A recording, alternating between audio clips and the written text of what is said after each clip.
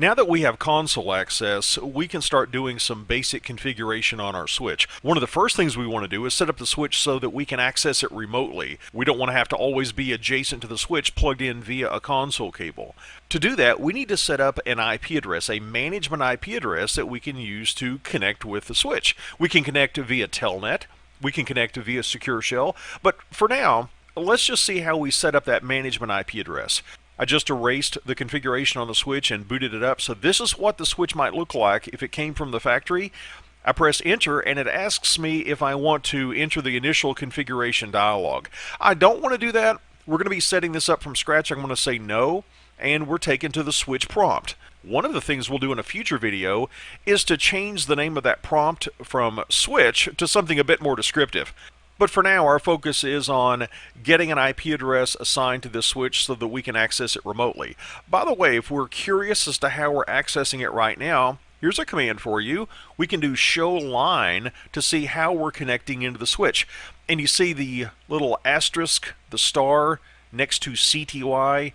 CTY is referring to our console port. I'm connected via the console port, and as a result, there's a little star next to it telling me that that's how I'm connected.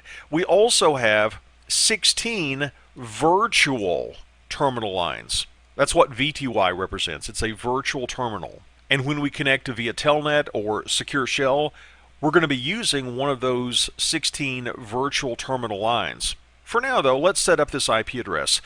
Notice the greater than sign prompt we have right now after switch. That tells us that we're in user mode. From user mode, we can give a variety of show commands. Not every show command, but we can give some show commands. We're not able to do any configuration, though. To do any configuration, we need to go into a privileged mode. The way we go into privileged mode is to give the keyword of enable, and we can press enter. By the way, if you want to back out to user mode, we can say disable. And while we're here, let's talk about a couple of features of Cisco iOS that we're now in. I typed out the entire word enable earlier. I could have used a shortcut. I could have typed in EN, and if there were no other commands available at this user prompt in Cisco iOS that began with EN, if this were unique, then I could press the tab key. I just press tab, and it writes out the entire word for me, enable. That's called tab auto-completion. And we can press enter to get into privilege mode. If you're curious as to what commands are available in a particular mode, you can give a question mark. The question mark will tell you what commands are available from this point in your configuration. I'm going to press the Q key to abort this. I'm now in privilege mode, which gives me permission to do configuration. To tell the switch I want to configure it, I need to give the command configure terminal. And as a shortcut, I can say conf T.